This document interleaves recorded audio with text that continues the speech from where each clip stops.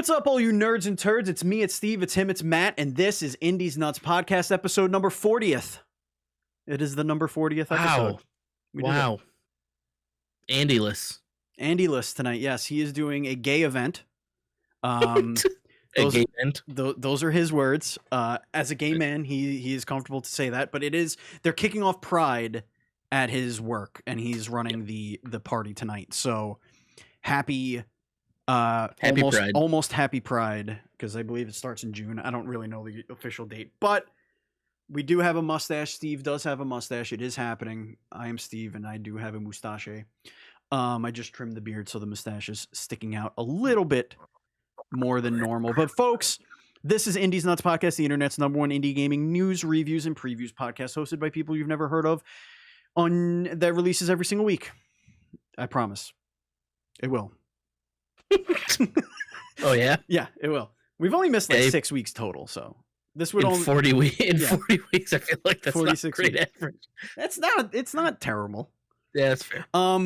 We had a small indie game called Tears of the Kingdom from the Zelda came out. So nobody, I mean, I am ashamed. Okay. I'm ashamed. Matt, it's okay. It's a big game, and it's a game you've been waiting 4 years for. I know. I'm sorry, 6 years. It's 6 years. 6 years. I feel very ashamed that I am like completely failing the namesake of this podcast this week. It happens, but you man. have to understand that like making flying dong monsters that kill moblins is unstoppably fun. I don't know. I wasn't a huge fan of Breath of the Wild, so I was waiting on I'm not really I'm not in a rush, put it that way. And I do want to beat Breath of the Wild. I am up to like the second, like I'm up to the dude before the fourth. I'm up to the fourth. So just do it. Just crank through it. I don't know, man. It's so quick. So much of it bores me. If you're that far, just do it, because the Ganon fight's dope. You just do it. I did. I have 3 kids. Ladies and gentlemen, if you want to support us on Patreon, please do. Go to patreon.com/dual-screens. Just like our Patreon producers, Colton, the Apprentice, Nestler. Woo! We love you, Colton. We can't continue to grow without all of your support. Speaking of growing, the PlayStation library is growing. PlayStation had a PlayStation showcase where they showed some of their first-party stuff, a lot of their third-party stuff, second-party stuff, and there were a lot of indies on there, which we'll be discussing tonight in our indie news report. But first, what's new in Dual Screens? Nothing since last week. Nothing new to report. So let's get into the indie game adventures. We had just mentioned the whole Zelda thing. We're not going to get too far, we're not going to get down the rabbit hole. This is an indie gaming podcast. It's more Zelda. It's more Breath of the Wild, but with a lot of cool mechanics where you can combine shit and make really cool stuff. Yeah, it's Zelda. It's Breath of the Wild, but better in most of the ways that Breath of the Wild failed, according to Steven. I mean, it clearly didn't fail. I said according to Steven. I know. I'm not saying the game failed at all. I just think in case anybody's not been in a Discord with Steven talking about a Zelda game. Yeah. Specifically Breath of the Wild, just so you know. We're going to put this out there for the world to know. Steve has very, very big problems with Breath of the Wild. My problem He doesn't think it's a 10 out of 10. No. That is my only problem with it. No, you don't think it's a Zelda game. Well, it's not. Yeah, but that's okay. See? It doesn't have to be. It is if it was good. Right. It is good. It is a solid 7.5 out of 10. It's like a 10 out of 10. It is not. Anyway, let's talk about... An abridged version. That was an abridged version of many discussions that me and Steven have had many times. Many. In our Discord, which you can get in for only $1 a month. $1 a month, Patreon. By the way, I recorded like 5 or 6 Steve's Thoughts tonight before we went live, so you have early access episodes going up for the Dual Screens podcast. I have another one that I'm editing right now that will go up before the weekend. You have 5 or 6 Steve's Thoughts going up tonight. You have every pre-show for Indies Nuts podcast goes up every week. So lots of free not free, but lots of extra content, I should say, for you if you support us on Patreon. Now, I brought to the table this week for Indie Game Adventures something called RPG Stories. Now, Matt, this is not an indie game. This is an indie virtual tabletop creator. Okay. So I backed this on... I forgot to mute my tabs, so let me just do that real quick. Okay. I backed this on Kickstarter, and it is a fully 3D... it's basically a game maker for a virtual tabletop. So it has all these 3D assets. It's drag and drop. You build things. You could do modern, fantasy, sci-fi, whatever you feel like doing. All of there's animations that you could put in there. You could build. You could build. It's literally drag and drop. It is so easy. It is like building in The Sims, but and right now it's in its early access for backers. I think it's in. You might be able to download it now to be in the early access part, but like they just started testing in their very, very closed environment the multiplayer, because so you can actually invite your friends to play your campaign through this VTT, and you could fully build everything yourself. You could assign attributes to everything eventually. Right now, I'm making maps, and then I'm moving the camera to be right above it, and then taking an aerial shot, and then dragging that into Roll20, and making maps out of it that way. But it's so easy. It's literally, you just drag your mouse, create whatever. You could scale things to be however big you want to make them. Like I made a bunch of buildings out of little like boxes, like sci-fi looking boxes that I just turned on their side and made them huge. And then just like added things like HVAC vents and like cool lights and towers and stuff, and just like smash it all together and make it look really futuristic. And the other cool thing is they have a Steam community that puts their creations on the Steam page, and all you have to do is click favorite, and it adds it to your library of draggable assets. That's cool. People are making. You could also import. Eventually, it's not something that's available right now, but they are going to do it, and I've been speaking to the developers in their Discord. You're going to be able to drag in stuff from like Hero Forge, like 3D models from Hero Forge, or 3D models from other engines that you just drag and drop. Boom, it's there. Just really cool stuff. And if you are into VTTs or into creating worlds like that, and it's awesome. I think every DM should be messing around with this. Because it's really cool, and the thing that really attracted me to it was just how easy it is to drag and drop and build. You don't have to have any knowledge of anything other than how to use the left and right click and scroll and the wheel of your mouse. That's it. Really cool. Enjoying it quite a bit. It looks very in depth and super cool. Yeah, it's dope.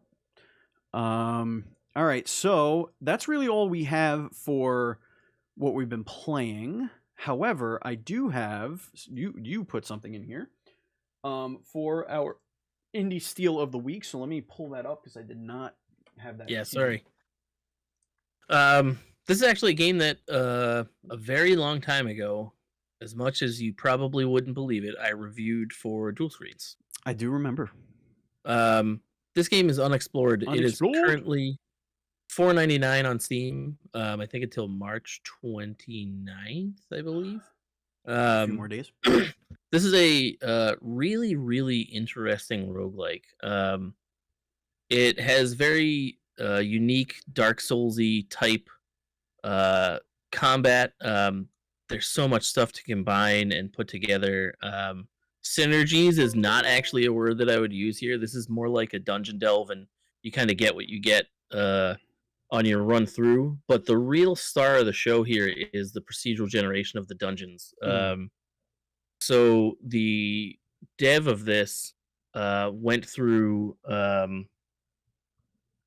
a lot of iterations of how he wanted to procedurally generate his dungeons, and in juxtaposition to kind of the norm for procedurally generated games where you get kind of this room by room, maybe you're doing a lot of backtracking. He wanted to make it more cyclical, and he succeeded in every way possible. Like I said, the start of the show is the procedural generation. These dungeons feel so natural and handcrafted, and your backtracking almost never happens. You're always like able to cycle through the dungeon from multiple places. There's really cool puzzles, tons of different gear, and tons of different enemies to fight. Well worth your $4.99 for sure. Absolutely incredible. And I'll tell you, the first line I think from my review was something like, "This should be the poster child for not judging a book by its cover," because when you look at this game, it just looks like a Newgrounds circa 2003. Yeah, it looks like a Flash kind of top-down Flash game. Kind of gross, but it is fun as hell.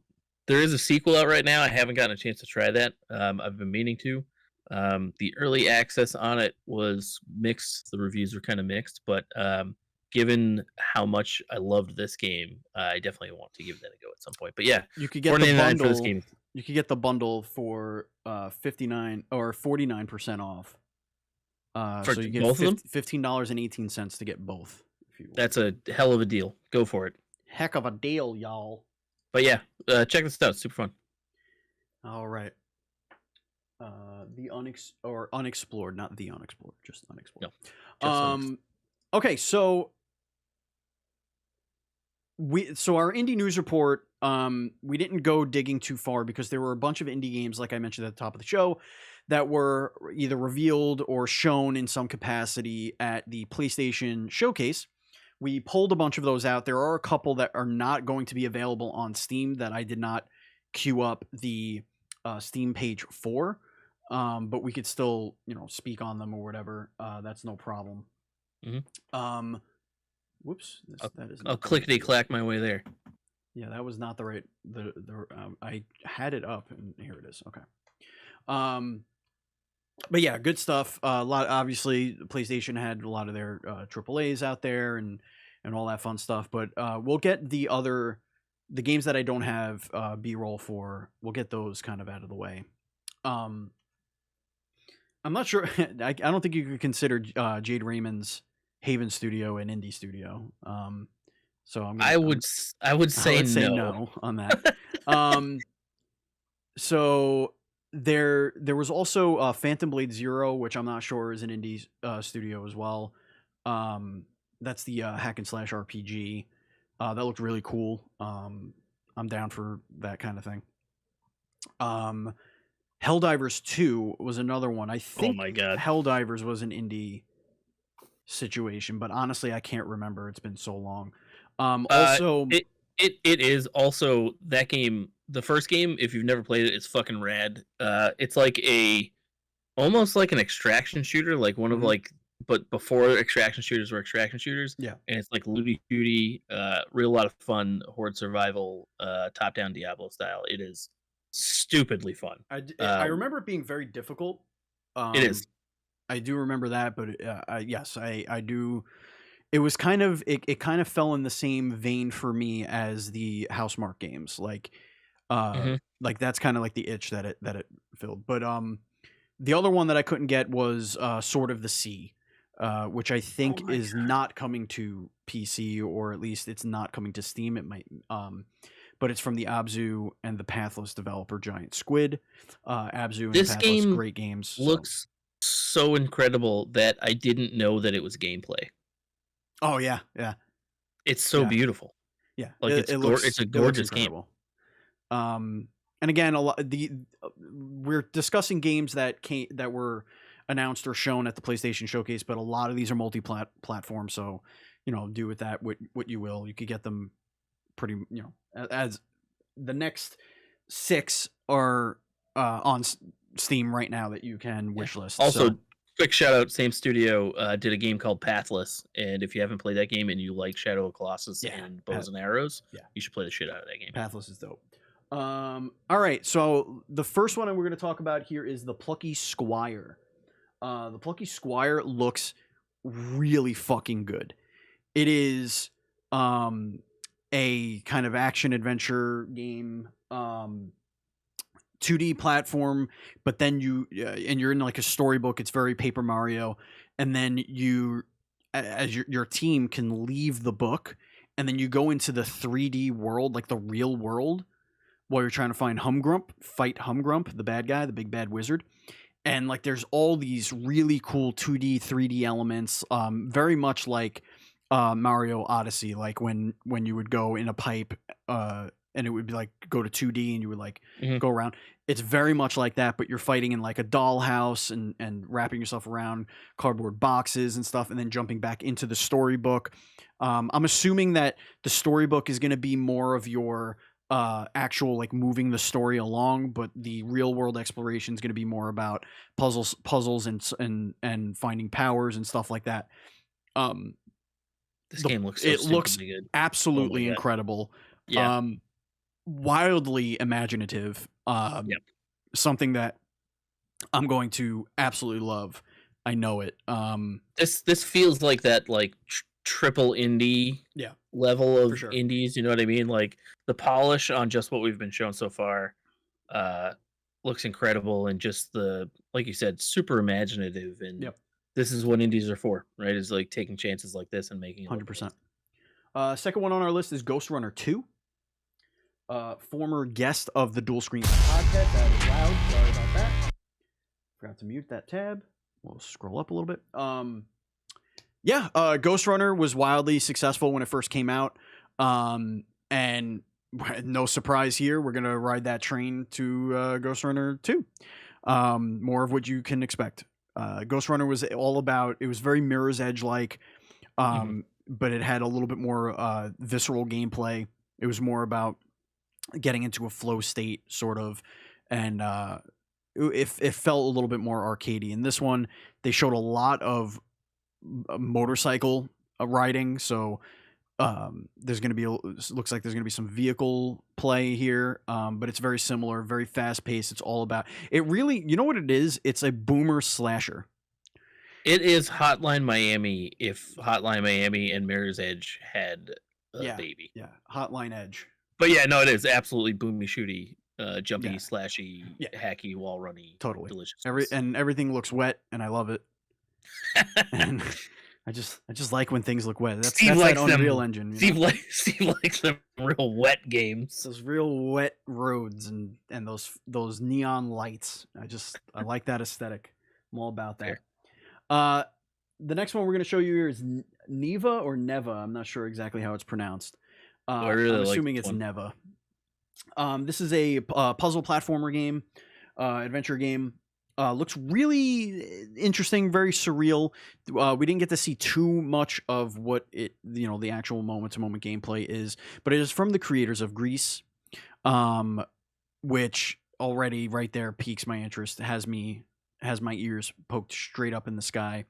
But it looks like this is going to have a good amount of action to it. But they did say specifically they use the word puzzle in their thing. So I imagine it's going to be a lot of environmental puzzles. You have a big doggo, and in this trailer you're fighting a bunch of shadows, as you can see on screen if you're watching on youtube.com/dualscreens.tv.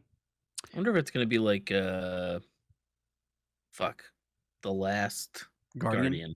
Well, the big thing dies in this trailer. Oh, and then you're carrying and then you're just walking around with like the little version of it. Little pup. So I don't know. It could be. It could be one of those situations where you and the dog are like solving puzzles, and then the dog becomes the big dog. Yeah. The big antler dog, the big deer dog, deer. The deerg. But you really like your little deer. You like your deerg. Very cute, very emotional. Pulled on the heartstrings a little bit. Big fan of this art. Yeah, love the oil paint sort of style. Listen, man, Grease was dope, and this just looks like more art in video game form, and I'm all about that. I mean, look at the little fox dog. So cute. The Diorg, Steve. We've been over this. Diorg. It is the Diorg. Diorg. Diorgin. Another former guest of the show, 2-time or maybe even 3-time, I don't remember.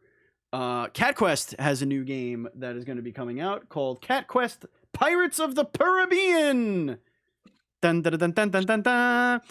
Guys, Cat Quest is a really fun action RPG. It is very cute. It is very simple. You could get in, you could slash bad guys, get a bunch of loot, level up your character, explore. It is the simplicity of a video game as it should be. And now you get to be a pirate. And it really is just like boiled down, condensed video game in the best possible way. It's like, and it knows exactly what it is. Like it doesn't try to step out of its bounds. It knows exactly what it is. Yes, it's there's bad guys. Oh, those bad guys have skulls over their heads. You can't kill them yet. You're not strong enough. Oh, but this dungeon has a number that is lower than yours. Go in it and look for stuff. But it's some shit. Always fun. It's always fun. And this has ship combat. It has island hopping, which was always a big thing in Cat Quest. Like if you can finally, like traverse water and get across to like another area in Cat Quest, like get up to like level 100 dungeons and stuff. It's just so much fun. And Cat Quest 2 added multiplayer, which was a lot of fun to just go with your friend, and your friend is the dog and you're the cat, and you're just doing the slice and dicing. Just a lot of fun. You wanted to use mage and the other guy's a slicer guy. Just a lot of fun. And now you get to be a pirate. And cats. And cats. Cat pirate. A carrot. Nope. Pirate? Nope. A feline. Oh man, it's so far off. Cat Buccaneer? Pyroline? Cat Maneer. Cat Buccaneer? A cat ptin? Ah! Hey. Towers of Agasba. I think that's what it was. So this game, there's no video of it for the what do you call it? Steam. Was this like the PlayStation of the Wild game? So yeah, but it also, like when I first saw it, I was like, oh, could this be like the reimagining of Dark Cloud? Could we be getting a Dark Cloud 3? Oh man, could you would have lost happening? Your mind. Because you are like rebuilding this world piece by piece, just like in Dark Cloud 1. It's got survival elements, RPG elements. It's got sandbox open world elements, gathering, hunting. There's flying creatures, and there's gliding. Which as soon as the gliding happened, everybody's like, "Oh, Breath of the Wild clone." Games have been gliding way before Breath of the Wild. Stop it, please. For the love of God. It does look really good, but it looks really cool. Yeah. It's one of those games that could probably, it could be like a Biomutant, where it's like a strong AA game where it's got a lot of problems, but whatever, it gets patched and it's fun and then it's over. Or this could be something that sneaks up on a lot of people. So I'm hoping it's a sneak up on a lot of people and be really cool game. But even if it is that like Biomutant level of AA, that's totally okay too. Oh, absolutely. Absolutely. I feel like we've rested our laurels on those games in recent generations, but like in the PS2 era, a lot of those games were like the games that I fucking loved more than the AAA games. You know what I mean? Listen, man, I was a big fan of Biomutant. I had a lot of fun playing that game. Yeah. But I digress. Fun little world. Yeah. The last one, and you could turn off the narrator. So that was a big complaint with a lot of people. If you're just fucking talks all the goddamn time. Yeah. If you don't like, if that's not the thing you like, turn it off. Ultros is the last game we're going to take a look at here, and this looks absolutely fucking awesome. This looks like a fucking acid trip of a Metroidvania, and I love it. This is like Guacamelee, but like just more color, and the animation is unbelievable, so cool. One of the tags in Steam is psychedelic, mm-hmm. which I think I can see it. Works out pretty well. Gorgeous animations. Definitely looks Metroidvania, although that is not one of the tags on Steam. They have adventure, psychedelic, action, platformer, 2D.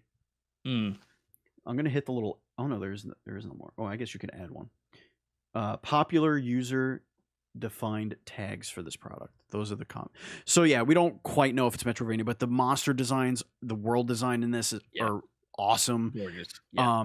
Looks like a really dope Metroidvania or hack and slashy guy. I'm excited to see more of this game because again, like it's a crowded genre if it is in fact a Metroidvania, but like doing something that looks this different is already a step in the right direction. Yeah, agreed. Stand out. Super good. Stand out. Wish list now, coming in 2024. Add to wish list. Done. Can't wait. So that's your wish list roundup and your indie news report all in one. No Kickstarter of the week this week. So why don't we kick it to chat? Chat, if you have any questions, please don't drop links. I'm going to need to, unless it's a Steam link, because I have that set up to capture if you want to talk about it on the show. But if there's something you want to talk about or if you want to ask, please feel free to do that. And listeners, if you're watching or listening later, you could go to twitch.tv/dualscreens streams. And you can just follow, hit the follow button, and then you could watch the show live and be a part of the live studio audience. Vincenti asks, when can we hang out? I don't know. Never. I don't know. Sorry, never. I will make a vow right now that I will play an indie game this upcoming week. I will put Zelda down. Back to normal, yeah. I will put Zelda down for a minute, and I will play an indie game. Buzz is giving a special shout out to Planet of Lana, which recently dropped on Game Pass. Oh yeah, that game was rad. I don't know anything about it, so I'll hop into Game Pass. It's getting super high reviews right now. I'll hop into Game Pass and give it a try, and we'll talk about it next week. No problem. Thank you, Buzz. Please make sure to drop that in our Discord, in our indie game chat. Does Bolt Gun, the Warhammer 40K boomer shooter, count as an indie game? Yeah. All right. Why not? I don't know who made it. I forget. I will try it, Buzz. This is, whew, man. I did so much prep for D&D this last week. I believe you. That I'm set. The next session is ready to go. Steve has been the most hyper focused for the longest period of time I've ever seen him on D&D. Literally daily. He'll be like, guys, I know we didn't plan it, but fucking play D&D right now, 4 days a week. You want to play D&D every day? Anybody? Just play D&D right now? Anyone want to play Dungeons and Dragons? D&D? Speaking of, wouldn't it be dope if fucking Baldur's Gate 3 came out? That'd be so cool. That's sooner than later, right? June summer? Something. Yeah, June something. I think. Or is that Diablo? I don't know. One of those is coming out very soon. I lose track, man. There's just so many games. Too many games. Yeah, too many. There are too many games, especially right now. It's weird though, because right now is I would say historically right now is drought season for games, but it just feels like it's not anymore. It feels like in the last couple of years there isn't a drought of games. There's just always something for me to put my wallet towards, especially with the deluge of indies. You know what we do have that you have access to because I gave it to Andy. We'll drop this in the chat real quick, and everybody can take. If you gave it to Andy, I'm very concerned. Why? Oh, butt boxing. This game looks like so much fun. It is called Bear Butt Boxing. Oh my God. It's one of those, gang beasts type thing. Except punching. And it's punching, and you have these little butts behind your character. Your little alien. And you just beat the crap out of each other. So Andy has a code, I have a code, and you can just punch each other and knock each other into the abyss. I'll punch you in the butt. And it's called Bear Butt Boxing. Come on, what a great name for a game. Bear Butt Boxing. I know Miss Envy probably threw this already she's wish listed it now. It's early access right now. I know you don't have it set up for this, but this is here in case you do want to try to set it up for it. What is that? Trailer that's Planet of Lana for Planet of Lana. Buzzy Buzz. It's not on Steam, I assume. Let me check right now. Oh, it is. It is. Planet of Lana is on Steam, so we could pop. Come on, Buzz. Jeez, you know the format. Formats? Get it? Because you're Matt. It's just me. It's me. This game looks so fun. Planet of Lana. Let's take a look at this. Seaside Town. Adventure, platformer, puzzle, sci-fi. I just don't like puzzles in games, man. What's wrong with puzzles? I like when things blow up. So what do you mean is you're bad at puzzles? I just don't have patience for them. I'm not bad at them. I just don't have patience for them. I don't know, man. It sounds like... Listen, like Mr. Boomer Shooter, that's all you want to do is watch things blow up. You don't like turn-based combat because you don't like the puzzle of the combat. You don't That's not true. I just don't have the attention span to do it. If I'm constantly and I don't have the attention span for puzzles. See? Listen, you can play fucking Portal. Portal's you doing stuff all the time. Talos Principle? Fuck yeah, that game. No thanks. Oh my god, it's so good. I'm not into that. Like The Witness, no thank you. Absolutely not. That game I didn't like because it was all the same puzzle over and over again, essentially. The only thing you would witness is me throwing my controller through the fucking television. That's what you would witness. Jonathan Blow made it, dude, and it's so good. That's cool, but I would not like it, and I hate it. I hated watching people play it. I don't like any. No. He was like, "What if I made connect the dots?" Yeah, like lights and stuff. Like, okay, cool, all right. Connect the dots. Come on, this game looks dope. Color by numbers. No, it looks beautiful. I just don't like puzzles. You don't even know how many puzzles there are. There's at least 30. How do you know? I've seen them right now in this trailer. This trailer has shown me 30 puzzles. Look at that. Look at those fucking mecha things. Look at them walking. Running away. Yeah. There's a Death Star in the sky. It's pretty cool. That's what I'm saying. I love when sci-fi mixes with like earthy shit. You don't say. Like real Earth, you know? I love that. It is. It's also red. Who's Lana, and is it pronounced Lana like mana? I just picture Archer yelling Lana. Mana. Lanolin, like sheep's wool. Lana. Anyway, what? Good stuff. Good stuff. It's getting great reviews right now. Looks good. That's gonna do it, man. But I have a little thing, guys. I started my own little Etsy. It's called the Lion's Mane Goods on Etsy, and I'm making D&D inspired merchandise like shirts and designs and stuff like that. And I also make these little mini potions. And Matt got himself a well, he didn't get himself. I gifted him a set of all 4 different potions and a little treasure chest thingy that I made, and I hand make all the potions. The t-shirts I have made, to order, but I designed the designs in various forms. Some of them star my cats, which is really funny. But yeah, it's a little endeavor that I'm in, and it's unofficially sponsoring this episode. So if you want to support that, if you just look around, maybe just favorite the store to help get the algorithm, help it feed the algorithm. And Matt is back in camera. Oh, he's got the. No, I was gonna go grab them, but Michelle moved them, and I didn't know where they were, and then I found them. Oh, okay, dope. Yeah, there you go. Well, made those. They're little dice potions where they have D4s in them, mini D4s that I casted myself in resin and hand painted. Put them in the bottle, so you shake it up, and it, you can heal yourself in the tabletop game. And all that stuff. It might have, I don't know. Those were the first ones I made, so they might be. I know, yeah. These are like the test ones. Yeah, Steve gave me great test ones. You could. I know that they work. So you may have to tilt it a little bit to get them to see it, but yeah, it does work. But yeah, I've yeah, there it is. That's a 3 right there, right? Is that a 3? Looks like a 3. There you go. 3. Little magic potion.